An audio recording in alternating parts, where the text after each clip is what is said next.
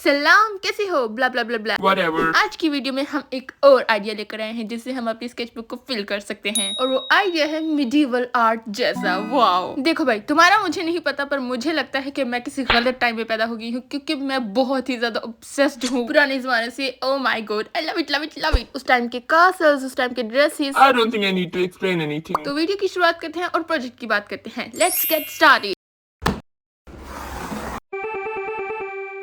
आज की आइडिया की जो खास बात है वो ये है कि इतना अमेजिंग होने के बावजूद इतना इजी है कि दुनिया का कोई भी आर्ट पे भी इसको बना सकता है, तो ज्यादा नखरे नहीं करना। I believe you can do it. Okay, तो पेंटिंग के लिए जो चीजें हमने चाहिए वो है, क्या मैंने पहले मेंशन किया है कि हम पेंटिंग बनाने वाले हैं? खैर, हम पेंटिंग बनाने वाले हैं। पेंटिंग एक्चुअल प्रोजेक्ट तो नहीं है, बट पूरा का पूरा प्रोजेक्ट पेंटिंग पर ही मैटर करता है। बहुत ही ज्यादा इंपॉर्टेंट रोल है पेंटिंग का। उसके लिए चाहिए हमको एक ब्रश, बहुत ही बड़ा ब्रश चाहिए जिसमें ज्यादा से ज्यादा पानी लगाया जा सके एक ही टाइम पर। फिर हमें चाहिए वाटर कलर। वाटर कलर में मेरे पास काफी सारे ब्राउन के शेड्स हैं और मुझे ये वाला ठीक लग रहा है, तो मैं ये वाला यूज करने वाली हूँ। वैसे ये ब्राउन का शेड तो नहीं है। इग्नोर। पेज मेरे पास अच्छी क्वालिटी वाला स्केचबुक का पेज है, पर आप किसी भी पेज पर ये मेथड यूज करोगे तो वो वर्क करेगा। और जो सबसे मेन चीज है वो है सॉल्ट। व्हाइट सॉल्ट है तो व्हाइट यूज कर लो, पिंक है तो पिंक यूज कर लो, लेकिन दोनों के रिजल्ट में कोई फर्क नहीं है। रिजल्ट में अगर किसी चीज से फर्क आएगा तो वो है टेक्सचर। ग्रेनी टेक्सचर होना चाहिए सॉल्ट का। ये देख रहे दोनों का ग्रेनी टेक्सचर है। इस तरह का पाउडर वाला सॉल्ट नहीं होना चाहिए। ऐसा टेक्सचर होगा सॉल्ट का तो फिर आपकी पेंटिंग तबाह हो जाएगी।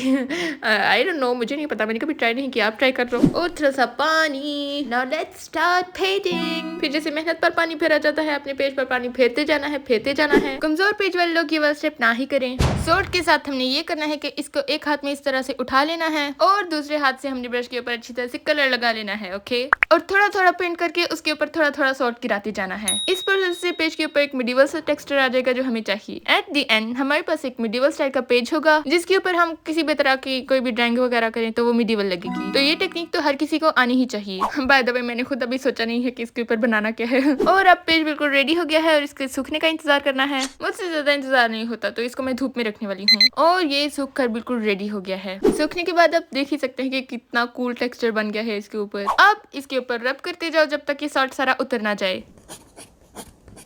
सॉल्ट पूरी तरह से उतर चुका है तो हम जरा थोड़ी सी सफाई भी कर लेते हैं। आप इस सॉल्ट को रीयूज भी कर सकते हो अगर आप कुछ ज्यादा ही कंजूस हो तो। वैसे कंजूसी की बात नहीं है, खाने की चीज को कभी वेस्ट नहीं करना चाहिए। मैं खुद भी रीयूज कर लिया करती हूँ। चलिए बैक टू द टॉपिक। अब पेज बिल्कुल रेडी है तो देखते हैं कि इस पर क्या बनाया जाए। मिडीवल आर्ट के बारे में सोचा जाए तो जहन में जो एक बहुत ही कॉमन चीज आती है वो है मैप। तो चलो आज मैप बनाकर ट्राई करते हैं। मैप बनाने की ये टेक्निक तो आपने कहीं ना कहीं देखी ही होगी कि राइस लेने हैं और पेज के ऊपर स्प्रेड कर देने हैं और उसको फिर ट्रेस कर लेना है। तो हम वही ट्राई करते हैं आज। उसके लिए ऑफ कोर्स आपको चाहिए राइस और एक पॉइंटर, पर मैं पहले पेंसिल भी यूज करूंगी क्योंकि मुझे खुद पर ट्रस्ट नहीं है। ओके, तो बस राइस लेने हैं और पेज के ऊपर रैंडमली स्प्रेड करते जाओ और बस ट्रेस करते जाओ। Easy PG.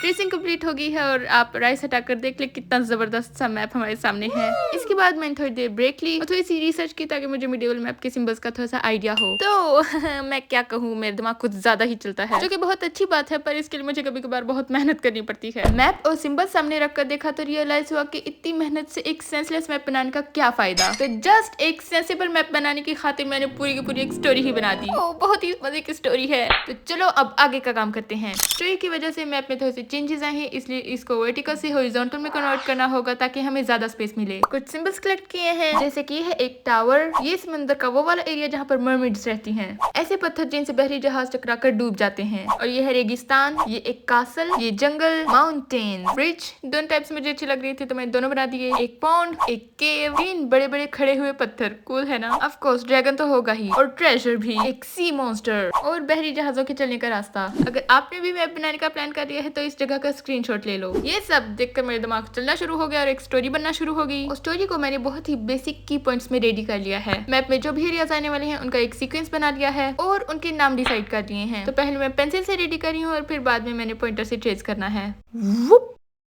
Look at that, कितना वंडरफुल मैप है। सब्र करो, थोड़ी देर में मैं मैप की स्टोरी बताती हूँ, लेकिन जस्ट लुक एट इट, कितना वंडरफुल है। ओह माय गॉड, मुझे तो यकीन ही नहीं आ रहा। जस्ट सिंपल डूडल्स से मैंने कितना जबरदस्त मैप बना लिया। ये तो कोई भी बना सकता है। Okay, you must try it. मेरे मैप की अगर बात करें तो मैंने इसमें उर्दू लैंग्वेज यूज की है जो कि मेरी लैंग्वेज है, पर मैंने इसमें अरेबिक एलिमेंट भी डाला है। अरेबिक और उर्दू आपस में बहुत ही ज्यादा कनेक्टेड है। उर्दू के आधे या फिर शायद आधे से भी ज्यादा अल्फाज अरेबिक ही हैं। उर्दू स्पीकर्स आम जिंदगी में तो नॉर्मल अल्फाज इस्तेमाल करते हैं, लेकिन जब एस्थेटिक बनना करना होता है तब हम रैबिक यूज करते हैं, जैसे कि समंदर हो जाएगा बाहर, पत्थर हो जाएगा हिजर, आग हो जाएगी नार वगैरह वगैरह। अब हम देखते हैं map with story. By the way मैंने मैप के जो एरियाज है उनके नीचे की लाइन थोड़ी सी ज्यादा थिक की है and that is looking very much better. खैर अब स्टोरी देखते हैं। एक शहर है जिसका नाम है लाबर और वहाँ पर एक महल है जिसमें रहता है एक शहजादा। शहजादे का नाम आप लोग कमेंट में बताओ कि क्या होना चाहिए। तो शहजादा बहुत ही ज्यादा एडवेंचरस है, उसको बहुत ही ज्यादा घूमने फिरने का शौक है और इस महल की जिंदगी से वो तंग आ चुका है। एक दिन उसको महल के तहखाने में से एक मैप मिलता है जो कि ऑफ कोर्स यही वाला मैप होता है। उसको ड्रैगन और खजाने का नक्शा इतना इंटरेस्टिंग लगता है कि वो बोलता है कि लेट्स जस्ट डू इट। वो अपना एक ग्रोह बनाता है और निकल पड़ता है सफर के लिए। नेक्स्ट उसके रास्ते में आता है दिले सब्ज नामी जंगल, जिसको अपने ग्रुप की हेल्प के साथ बड़ी ही मुश्किल से पार करके आता है वसवसों की गार तक। वसवसों की गार का नाम वसवसों की गार इसलिए है क्योंकि इसमें बहुत ही अजीब अजीब वसवसे आते हैं, जहाँ से वो और उसके साथी बहुत ही मेहनत से बहुत ही कंफ्यूजन से निकल ही जाते हैं। ये गार उनको सरशान के पहाड़ी सिलसिले की तरफ ले जाती है, जहाँ पर आगे बाहर ओस है, यानी कि उनको अब यहाँ पर एक कश्ती बनाना पड़ेगी। तो वो सब मिलकर यहाँ पर एक कश्ती बनाते हैं। कश्ती बनाने के बाद वो बहरे ओस में जाते हैं, जहाँ पर दो तरह के रास्ते हैं। एक है राह खुदा जहाँ से कोई भी आसानी से ट्रेवल कर सकता है, और एक है राह जुर्रत जहाँ पर है सी मॉन्स्टर, और उनको 3 हिजर तक जाने के लिए ये रास्ता पार करना ही पड़ेगा। सो वो जब ये रास्ता पार करने जाते हैं तो उनकी लड़ाई हो जाती है सी मॉन्स्टर के साथ। बहुत ही लड़ाई करने के बाद वो सी मॉन्स्टर से बच तो जाते हैं, लेकिन शहजादा उनसे अलग हो जाता है। शहजादा उनसे अलग होकर जब डूब रहा होता है तो उसकी हेल्प करने आ जाता है एक इब्न अल बहर। उफ, इस सीन को इमेजिन करो, कितने मजे का सीन है। शहजादे के साथियों को लगता है कि शायद अब शहजादा जिंदा नहीं है, सो वो बहुत ही अफसरदा होकर वापस चले जाते हैं। दूसरी तरफ शहजादा इब्न अल बहर को अपने सफर के बारे में बताता है और इब्न अल बहर शहजादे को उसकी नेक्स्ट मंजिल तक पहुंचा देता है, जो कि है 3 हिजर। 3 हिजर से होते हुए शहजादा जाता है नहरे नार तक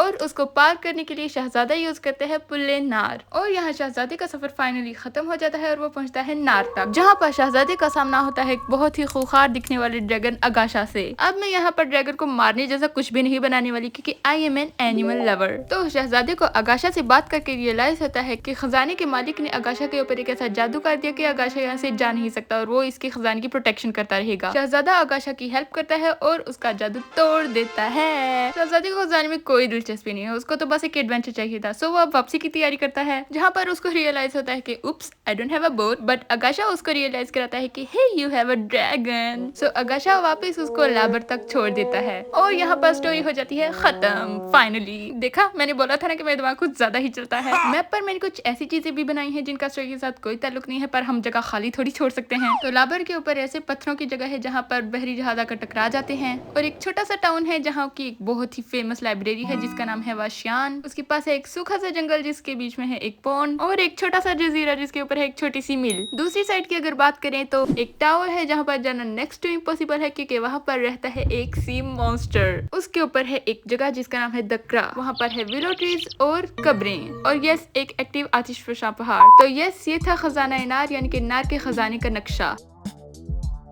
और होता है वीडियो का एंड। उम्मीद है कि आपको ये वीडियो बहुत अच्छी लगी होगी। लाइक शेयर कमेंट कर देना, और कमेंट में आप जरूर बताना कि शहजादी का नाम क्या होना चाहिए और क्रू मेंबर्स का नाम क्या होना चाहिए, उस सी मॉन्स्टर का नाम क्या होना चाहिए, सब कुछ आपने बताना है। ओके, और तुम लोग खुद ये बनाकर जरूर ट्राई करना, ये बहुत ही मजे की एक्टिविटी है। See you in the next video, bye.